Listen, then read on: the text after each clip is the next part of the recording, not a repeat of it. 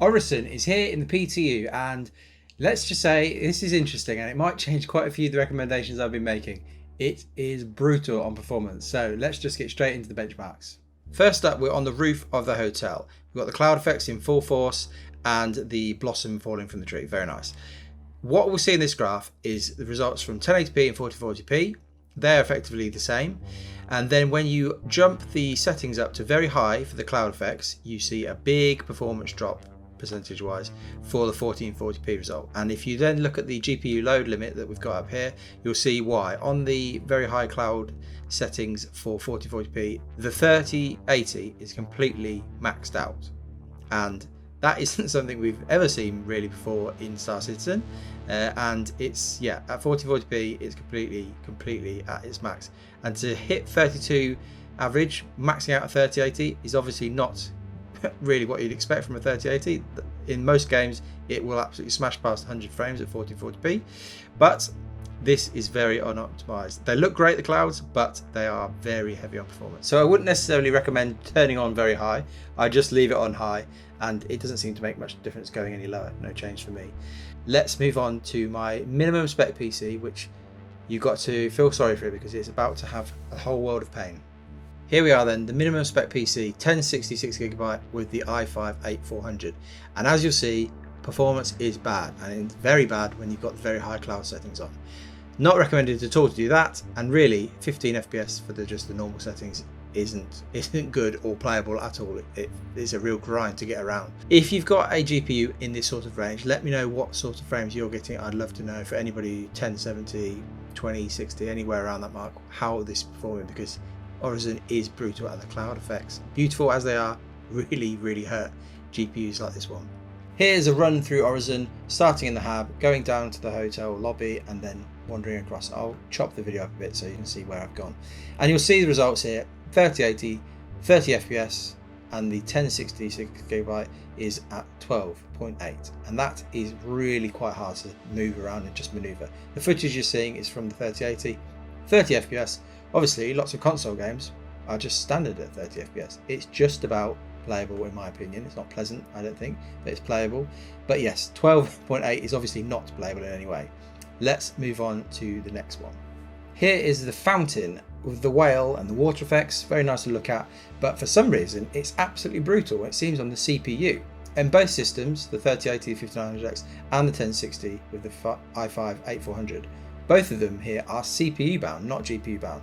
Even the 1066GB, which is being hammered all over the place in the rest of the landing zone, for some reason here the load is more on the CPU. And obviously these frames are very low. I just think that probably CRG probably need to just have a look at what's going on here, because it seems like something has slipped through, which is seeing performance tank so badly here.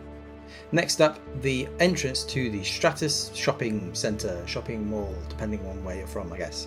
And yeah, performance again, not great, unplayable with the 1060 and the 3080 hitting 30. Next up is Orison General, the hospital that's been added to this landing zone, and you'll see the performance has gone up slightly, I guess, away from the clouds. And yeah, the 1060 is still unplayable really, but the 3080 is probably more like what you'd expect from Star Citizen. 35 FPS with a 5900X is kind of what you'd expect in the landing zone, maybe a bit lower, but that's okay. Finishing off in the spaceport, you'll see performance has jumped a little bit here. Not particularly interesting, but I just thought I'd show you this for a bit of comparison. So what to make of all this? Well, as it stands, Orison is an absolute GPU melter. It's really heavy on the GPU, which is a complete change from what we normally see from Star Citizen. Normally we are bound by the CPU. The quicker the CPU, the better performance is. But here, a 3080 is being really pushed and really struggling to get much past 30 frames. Now, obviously, that's not the card's fault. That is down to just a general lack of optimization of these effects that they put in, the clouds that they put in. But we'll see whether CRG, before we get to live, can boost performance, because fine if you've got a 3080, 3090, something around there. Most people don't. The 1060, which I recently recommended as the minimum spec GPU, it's not pleasant to play at those low frames. And yeah, you can lower down the resolution, doesn't look great, but let's hope that CRG can do something to improve performance. And yeah, it's a unique situation. There's nowhere else quite like it in the game where you're so GPU bound even. So we'll see, and I'll probably relook at all this when it goes live if there's been a decent improvement in performance, and let's really hope there is, because yeah, currently I'm pretty shocked. I mean, I know they've been pushing to get these clouds in, but it seems as though it's a little bit too early to get the tech in because performance is so bad with it. But yeah, still fun to play around with. And to be fair to CIG, the landing zone as a whole is really nice. They definitely step up every time in terms of the visuals. It feels well designed. It's a really nice place to just walk around, but performance is bad. So there we go. If you like this more technical look at stuff, come and subscribe and like this video. Let me know in the comments what you're getting, what sort of frames you're getting and your setup. That'd be great. And come and follow me on Twitch, where when I get to 100,000 Twitch followers, I'm going to get a tattoo of Chris Roberts' face on my foot. See you soon. Bye.